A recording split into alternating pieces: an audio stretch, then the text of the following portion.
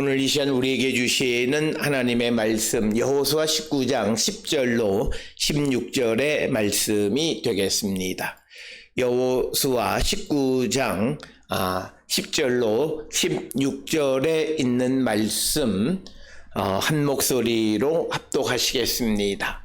셋째로 스불론 자손을 위하여 그들의 가족대로 제비를 뽑았으니 그들의 기업의 경계는 사릿까지며 서쪽으로 올라가서 마랄라에 이르러 답베셋을 만나 용누압 앞 시내를 만나고 사릿에서부터 동쪽으로 돌아 해 뜨는 쪽을 향하여 기슬롯 다볼의 경계에 이르고 다브라스로 나가서 야비아로 올라가고 또 거기서부터 동쪽으로 가드 헤벨을 지나 엣가신에 이르고 네아까지 연결된 림몬으로 나아가서 북쪽으로 돌아 한나돈에 이르고 입다엘 골짜기에 이르러 끝이 되며 또 갓닷과 나할랄과 시므론과 아달라와 베들레헴이니 모두 12성읍과 그 마을들이라. 스불론 자손이 그들의 가족대로 받은 기업은 이 성읍들과 그 마을들이었더라. 아멘. 오늘 주시는 본문의 말씀은 이제 이스라엘 백성들이 요단을 건너서 여리고 아이 그리고 또 가나안의 남쪽 그리고 가나안의 북쪽 여러 지역들을 점령한 후에 먼저 유다 자손들에게 땅을 분배하고 그 다음에 이제 이 요셉의 아들 즉 에브라임과 므낫세에게 땅을 나누어 준 후에 나머지 7지파에게 땅을 나누어 주는 이야기 가운데에 첫 번째로 베냐민, 두 번째로 시므온, 그리고 셋째로 스불론 자손들의 땅을 나누는 이야기가 오늘 주시는 10절로부터 16절까지의 말씀이 되겠습니다. 반복적으로 언급되듯이 오늘 주시는 본문에 10절에 기록되어 있는 대로 그들의 가족대로 제비를 뽑았으니 이렇게 기록되어 있는데, 제비를 뽑았다라고 하는 것은 결국 하나님께서 그들의 가족대로 땅을 주셔서 그 땅을 주신 것에 이제 경계에 대해서 10절, 11절, 12절, 또 13절, 14절에 이야기하고 그러면서 15절에 5개의 도시 목록 갓닷, 나할랄, 시므론, 아달랴, 베들레헴 그러면서 15절에 모두 12성읍과 그 마을들이다 이렇게 기록하고 있습니다. 따라서 많은 사람들은 이 15절에 5성읍 이름만 등장하는 것을 통해서 나머지 7개의 성읍의 이름들이 기록된 부분이 생략되어졌다 혹은 또 빠졌다 이렇게 이야기를 합니다. 그 이유는 12과 이 15절에 기록된 5 사이에 일치하지 않기 때문이고, 그러면서 또 어떤 이들은 오늘 주시는 이 본문에 이제 10절로부터 시작을 해서 15절까지 등장하는 여러 지명들이 바로 이 전부 다 그 수가 12이다. 그런데 실제로 세어보면 그 수는 13이어서 정확하게 맞지는 않다. 그래서 오늘 주시는 이 세 번째 스불론 자손들을 위한 기업을 주는 것은 그들의 경계를 설명하고 그 다음에 그들에게 분배되어진 그 땅에 대해서 언급하는데, 오늘 주시는 본문을 통해서 스불론 자손들의 영토를 살펴보게 되면 남쪽으로는 므낫세 지파와 그리고 남동쪽엔 이사갈, 그리고 북쪽으로는 북서쪽에 아쉘, 그리고 북동쪽에는 납달리. 그래서 이렇게 둥그렇게 쌓여 있는 그런 형태로 땅을 분배받았습니다. 그런데 우리에게 문제는 창세기 49장 13절이나 신명기 33장 18절에 의하면 스불론 지파가 해변에 접해 있는 것으로 묘사가 되어 있습니다.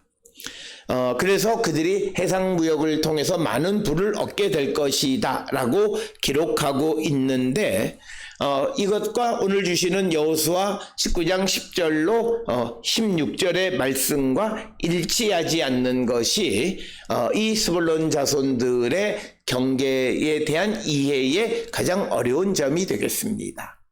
따라서 이 문제를 해결하기 위해서 여러 가지 시도들이 시도되어지는데, 첫째는 이 스불론 자손들이 처음에는 이 지중해 연안 쪽에 땅을 분배받았다가 그곳에 정착하지 못하고 내륙으로 이동한 것. 그래서 창세기 49장 13절은 해변, 즉 지중해 해안에 정착했을 때의 상황이고, 그 다음에 오늘 주시는 여호수아 19장 10절로 16절은 그들이 내륙으로 이동했을 때의 상황을 묘사하고 있는 것이다, 이렇게 설명하고 있습니다. 그렇게 되면 그것의 문제는 기업의 경계표를 옮길 수 없게 되어 있는데 그들의 땅을 옮기는 것들이 문제가 되는데, 그것은 우리가 단지파를 통해서 어느 정도 이해될 수 있습니다. 그러나 또 보수적인 신학자들은 오늘 주시는 이 문제를, 즉 스불론 자손들이 여호수아 19장 10절로 16절처럼 그 갈릴리 호수 남쪽의 내륙의 땅을 분배받은 것에 대한 설명을 위해서 이 창세기 49장 13절에 기록된 해변 홉얌이라고 하는 그 얌이라고 하는 것을 지중해 바다로 보지 아니하고 그들은 가까이에 있는 갈릴리 해변으로 이해를 합니다. 그렇게 해서 그들이 스불론 자손들이 그 내륙의 땅을 처음부터 분배받았다, 이런 주장을 하는데, 어느 것이 정확하게 맞는지 우리가 그것을 정확하게 알기는 매우 어렵습니다. 이 스불론 자손들은 우리가 잘 알다시피 이스라엘이 광야 생활을 할 때에는 동쪽 진영, 즉 유다, 스불론, 이사갈이 그들이 동쪽 진영에 위치하고 있었던 자들이고, 항상 대열을 이동할 때 제일 앞서 나가던 그런 지파 사람들이었고, 이들은 민수기 2장 8절에서 이 스불론 자손의 수가 57,400명이었는데 이제 민수기 26장 역병 이후에 다시 인구조사했을 때에는 오히려 수가 늘어서 65,000명이 되었다라고 하는 것입니다. 그렇게 인구가 민수기 2장과 26장을 비교해서 26장에서 전염병이 돈 후에도 인구가 늘었다는 것은 광야 생활 가운데 특별히 이 스불론 자손들이 반역을 하거나 하는 일이 없었다라고 하는 것을 우리에게 설명하는 것이 되겠습니다.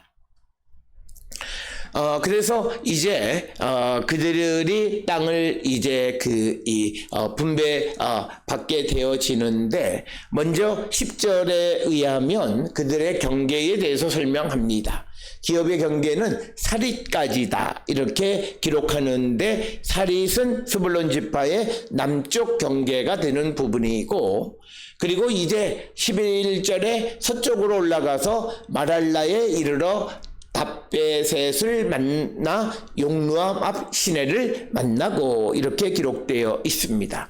용루암은 텔케이문이라고 하는 것이고, 그리고 답베셋이라고 하는 곳은 텔 에이시 샴만이라고 하는 곳이 되겠고, 마랄라는 텔 토라와 동일시 되어지는 그런 지명들이 되겠고, 이어지는 12절에서 이제 사릴에서부터 동쪽으로 돌아 해 뜨는 쪽을 향해서 기슬롯 다볼의 경계에 이르고 다브라스로 나가서 야비아로 올라가고, 이렇게 기록하고 있습니다.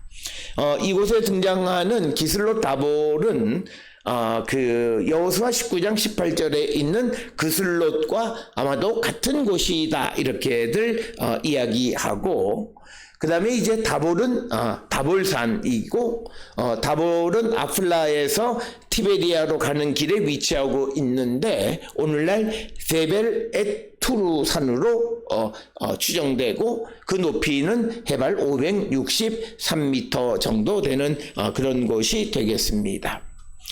이 다볼은 우리가 알다시피 호세아 5장 1절에서는 그곳에서 우상 숭배하는 곳으로 비난을 받은 것을 우리가 기억하고 또 이 다볼산은 신명기 33장에 모세의 축복 가운데에 언급되어져 있는 그런 곳이 되기도 합니다. 그리고 시편 89편 13절에서 헬몬산과 함께 다볼산은 아름다운 산으로 묘사되어 있고 우리가 신약시대에 와서 마태복음 17장에서는 바로 이 다볼이 예수님의 변화산일 것으로 추정을 하고 있습니다. 그 다음에 이제 다보라시라고 하는 곳은 다볼산 북서쪽 기슭에 위치하고 있는 오늘날 다브리에라고 하는 곳과 같은 곳으로 추정하고 그리고 12절 끝에 있는 야비아는 야파와 동일시되는 그런 지역이 되겠습니다. 그러면서 또 13절에 거기서 부터 동쪽으로 가드 헤벨을 지나 엣가신에 이르고 네아까지 연결된 림몬으로 나가서 이렇게 기록하고 있습니다. 가드 헤벨은 메시헤드 혹은 메시헤드 옆에 있는 키르베트 에스주라와 동일시되어지는 곳이고 그 다음에 등장하는 엣가신은 정확하게 그곳이 어디인지를 알 수 없고 마찬가지로 네아도 어디인지를 알 수는 없습니다. 그 다음에 13절 마지막에 등장하는 림몬에 대해서는 여호수아 15장 32절에 있는 유다지파에 있는 림몬과는 다른 지역일 것으로 우리가 추정을 합니다. 특별히 우리가 여호수아서를 공부할 때 읽을 때 가장 조심해야 되는 것 중 하나는 같은 지명의 다른 장소들이 많이 있습니다. 그곳 하나가 오늘 주시는 13절의 림몬이라고 하는 곳이고 15절에 등장하는 베들레헴도 우리가 유다 지파에 속한 베들레헴과 달리 오늘 이 본문에서는 바로 이곳이 스불론 지파에 속한 베들레헴이다라고 하는 겁니다. 따라서 우리가 일반적으로 같은 지명들이 등장하면 그것을 그냥 단순하게 이곳이 저곳이다라고 동일시하는 것을 쉽게 생각하는데 경우에 따라서 여러 문제를 야기할 수 있다라고 하는 것을 우리에게 보여주는 것이 오늘 주시는 본문의 말씀에서 그래서 우리가 같은 지명이지만 다른 장소인 림몬에 대해서 기록하고 있고 그래서 이 림몬은 나사렛 북동쪽에 있는 루마네와 동일시되는 것으로 이해를 합니다. 이어지는 14절에 이제 북쪽으로 돌아 한나돈에 이르고 입다엘 골짜기에 이르러 끝이 되며 이렇게 기록하고 있습니다.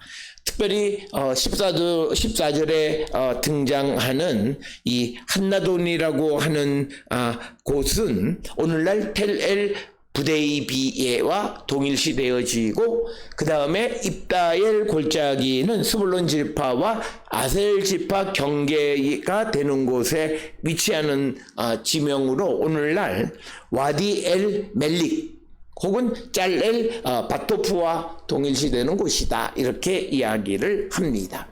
따라서 오늘 주시는 14절까지의 이야기는 바로 이 스불론 지파가 그 갈릴리 호수의 남서쪽 내륙 지역을 자신들의 영토로 받았고 그러면서 15절에는 거기에 속한 도시 이름 5개가 등장하는데 갓닷, 라할랄, 시므론, 아달라, 베들레헴 이렇게 5이 등장하는데 15절에서는 모두 12성읍과 그 마을이다 이렇게 기록하고 있어서 15절에 등장하는 이 도시의 숫자와 그 다음에 12성읍이라고 하는 것 사이에 일치하지 않는다라고 하는 것입니다.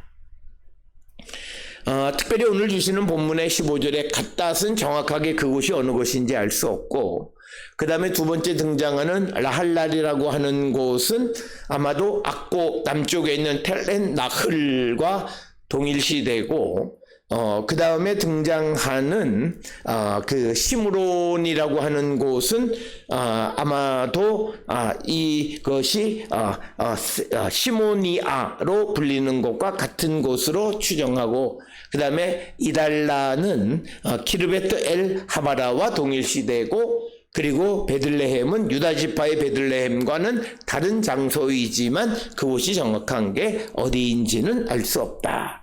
그래서 16절에 스불론 자손이 그 가족대로 받은 기업은 이 성읍들과 그 마을들이었다 해서 오늘 주시는 10절로 16절은 스불론 지파 사람들이 그 영토를 분배받은 것에 대해서 기록하고 있는 것이 오늘 주시는 말씀이 되겠습니다. 따라서 오늘 주시는 본문을 통해서 하나님께서는 그들이 출신이 어디든지 간에 상관하지 아니하고 스불론 자손들, 그리고 그가 레아의 아들이든 또는 라헬의 아들이든 상관하지 아니하고 공히 그들에게 기업을 다 나누어 주셨다라고 하는 것을 통해서 오늘 우리가 주시는 이 말씀, 이 영토를 분배하는 이야기를 통해서 하나님의 공평하심에 대한 개념을 우리가 발견할 수 있습니다. 따라서 우리가 신앙생활을 하는데 하나님은 우리 모든 심령들을 동일하게 공평하게 대하시는 분이고, 그 지파의 기원이 레아든 라헬이든 또는 레아의 종이든 라헬의 종이든 상관하지 않고 그들에게 필요한 영토를 공급해 주셨다라고 하는 것이 오늘 주시는 말씀이 되겠습니다. 따라서 오늘 주시는 본문 영토 분배하는 이야기를 통해서 영토가 그 시대에 따라서 약간씩 변하는 내용을 우리가 볼 수 있는 것, 그리고 또 그 이 영토를 나누어 줄 때 공평하게 하나님께서 그 모든 지파에게 공이 다 나누어 주셨다라고 하는 것이 오늘 주시는 본문의 말씀이 되겠습니다. 이것을 통해서 우리가 세상을 살아가면서 항상 이런 하나님의 공평하심을 본받고 우리도 공평한 삶을 살아가고 많은 사람들을 대할 때마다 공평하게 대하는 자들이 되어야 함을 우리에게 가르쳐 주는 말씀이 되겠습니다. 오늘 주시는 말씀을 우리가 반면교사로 삼아서 우리가 세상을 살아갈 때, 하나님의 백성으로 세상을 살아갈 때 공평한 삶을 살기로 결단하는 우리 모든 성도들이 다 될 수 있기를 주의 이름으로 축원합니다.